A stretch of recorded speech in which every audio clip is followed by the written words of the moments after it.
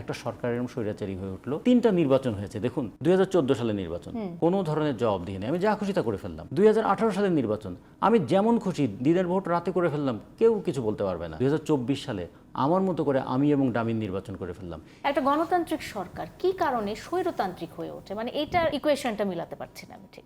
একটা জিনিস খেয়াল রাখবেন যে গণতন্ত্রের কনসেপ্টটা যখন এসেছিল, আনুষ্ঠানিকভাবে তার প্রয়োগ শুরু হয় ফরাসি বিপ্লবের পরে। সেই সময় একটা কথা ছিল যে যদি কোনো ব্যক্তির হাতে সমস্ত ক্ষমতা কেন্দ্রীভূত হয় তাহলে সে স্বেচ্ছাচারী হতে বাধ্য। যে কারণে তখন একটা মতেস্কুর একটা খুব বিখ্যাত একটা ডক্ট্রিন আছে, doctrine of separation of power. মানে রাষ্ট্রের যে 3টা স্তম্ভ, আইন সংস্থা, বিচার বিভাগ এবং প্রশাসন, 3 ক্ষমতা যদি কোনো ক্ষেত্রে এক ব্যক্তির কাছে কেন্দ্রীভূত হয় সে স্বেচ্ছাচারিত হতে বাধ্য, সে নির্বাচিত হোক অথবা অনির্বাচিত হোক। যিনি অভিযোগ করবেন তিনিই বিচার করবেন এবং তিনিই শাস্তি দেবেন। তো এটা মানে বলে স্বেচ্ছাচারিতার চূড়ান্ত রূপ। সেখান থেকে এসেছিল যে এটা যেটা বলো যে রিলেটিভ ইন্ডিপেন্ডেন্স এটা দরকার। আমাদের এখানেও নির্বাচনের মধ্য দিয়ে আমরা স্বৈরাচার হতে দেখেছি। সংখ্যাগরিষ্ঠতার জোরে সংখ্যালঘুকে দমন করা, এটাও একটা স্বৈরাচার। যে কারণে এক সময় আপনারা সেই বিখ্যাত একটা কথা ছিল, যদি কোনো ব্যক্তি সকল মানুষের কণ্ঠরোধ করে তাহলে যেমন তাকে আমরা স্বৈরাচারী বলবো, ঠিক তেমনি সকল মানুষ মিলে যদি একজন মানুষেরও কণ্ঠরোধ করে সেটাও কিন্তু স্বৈরাচারী হবে। জন স্টুয়ার্ট মিল এটা বলেছিলেন। সেখান থেকে বলেছিল যে বাক স্বাধীনতা থাকতে হবে।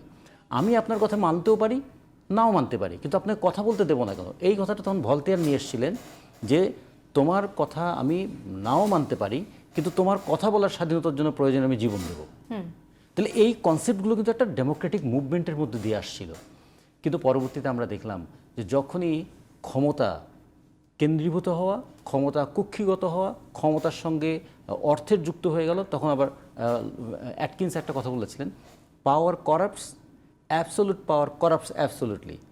ফলে করাপশন এবং পাওয়ার হাত ধরাধরি করে যখন চলতে শুরু করলো, তখন করাপশনের জন্য অ্যাবসোলিটিজমের জায়গা তৈরি হলো এবং তারপরে অ্যাবসোলুট পাওয়ার এক্সারসাইজ শুরু হয়ে গেল। যে কারণে দেখুন এই যে যত মন্ত্রী এমপিদের নাম শোনা যাচ্ছে, 100 কোটির নিচে কেউ নাই। তাহলে তারা ক্ষমতায় ছিলেন, হ্যাঁ আমি বলি নিচে নাই, উপরে আপনি অনেক দূর পর্যন্ত যেতে পারবেন। একজন পুলিশের সাবেক আইজি, তিনি 672 বিঘা জমি কিনলেন। বাংলাদেশের আইনে 60 বিঘার উপরে জমির মালিক কেউ হতে পারে না। তাহলে কোনো মানে যে রেজিস্ট্রি অফিসে যে রেজিস্ট্রি করলো তারাও কিছু বলতে পারলেন না। 7টা পাসপোর্ট, হ্যাঁ 7টা পাসপোর্ট অফিস কিছু বলতে পারলেন না। আমরা সব ডিজিটালাইজ করে ফেলেছি যে একটা ক্লিক করলে বোঝা যাবে এই নামে কি কি আছে। তাহলে দেখুন ডিজিটাল করেও আমরা কিন্তু দুর্বৃত্তপনা ঠেকাতে পারলাম না। কেন? অ্যাবসোলুট পাওয়ারের কারণে। ফলে এই যে আওয়ামী লীগ সরকার যে এতখানি দুর্বৃত্ত হয়ে উঠলো কিংবা এতখানি দমনমূলক হয়ে উঠলো, তার প্রত্যেকটার পিছনে দেখবেন যে টাকা।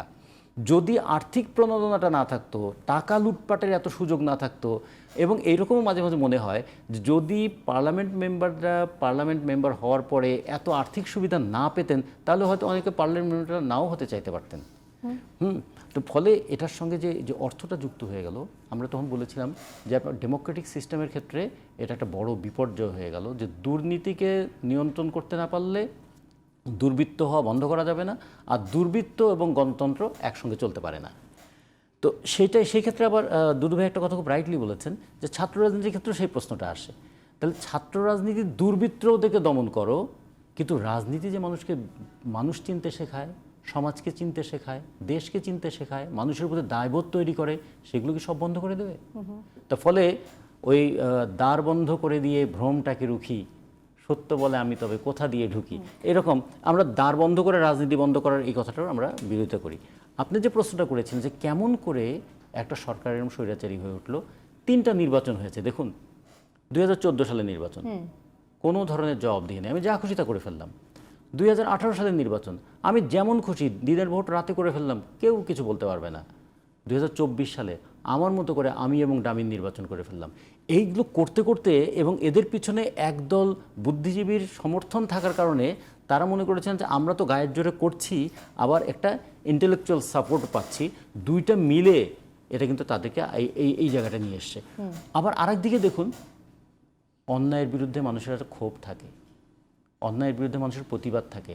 আপাত দৃষ্টিতে মনে হয় ক্ষোভটা খুব দৃশ্যমান হচ্ছে না, প্রতিবাদটা খুব শক্তিশালী নয়, কিন্তু এটাই ক্রমান্বয়ে বাড়তে বাড়তে এক সময় কিন্তু সে আবার শক্তি অর্জন করে। ফলে আমরা এই জন্য কখনোই আশাহত হই না। আমরা মনে করি যে কখনো কখনো দুঃসময় আসলেও ওই প্যান্ডোরা, আমাদের গ্রিক মিথোলজির, এটা আমি বলে একটু শেষ করি। আমরা তো প্যান্ডোরার বাক্সের কথাটা জানি, যে দুই ভাই ছিলেন, এপিমিথিউস এবং প্রমিথিউস। এপিমিথিউস তিনি প্রাণ সৃষ্টি করেছেন, মানুষের মধ্যে ভালো গুণ তৈরি করেছেন, আর প্রমিথিউস স্বর্গ থেকে তিনি আগুন নিয়ে এসে মানুষকে দিয়েছেন, মানুষের জীবন যাতে উন্নত হয়। এইটা দেখে জিউস, দেবাদিদেব জিউস, তিনি বললেন তো খুব বেশি বাড়াবাড়ি করেছো, এটা করা ঠিক হবে না। ফলে সে কারণে প্রমিথিউসকে বন্দি করে রাখলেন কারাগারে। আর সেই সময়ে তা একজনকে অর্ডার দিলেন, অগ্নিদেবতাকে, যে একটা সুন্দর নারী তৈরি করো।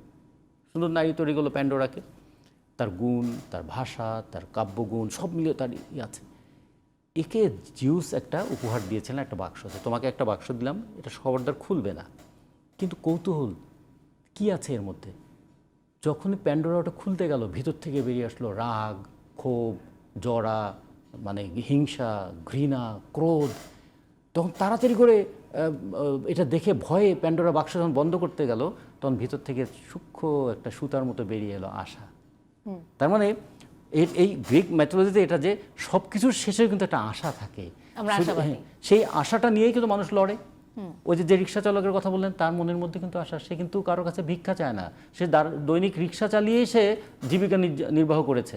সে কিন্তু বুঝতে চায় না রামপাল বিদ্যুৎ কেন্দ্র করতে গিয়ে সুন্দরবনের কি ক্ষতি হয়েছে, আর রূপপুর পারমাণবিক বিদ্যুৎ কেন্দ্র করতে গিয়ে কত টাকা চুরি হয়েছে। কিন্তু সে এটুকু বুঝেছে যেগুলো হচ্ছে এগুলো অন্যায়, এগুলো মেনে নেওয়া যায় না। ফলে এমনি করে মানুষ নিজের সঙ্গে যখন সমাজের সম্পর্কটা খুঁজে পায়, এটাও কিন্তু একটা রাজনীতি। সে হয়তো ভাষায় প্রকাশ করতে পারে না, সে কিন্তু মনে করে যে আমার জনগণের পাশে আমার দাঁড়ানো দরকার। ফলে দুটো জিনিস এখানে, জনগণকে দমন করার জন্য দুর্বৃত্তপনা, সেখান থেকে আসে স্বেচ্ছাচারী শাসন, আর জনগণের বিপদে তার পাশে দাঁড়ানোর মধ্যে থেকে আসে দায়বোধ, সেখান থেকে আসে গণতান্ত্রিক রাজনীতির চর্চা। ফলে দুটোই কিন্তু সমাজে অবস্থান করছে।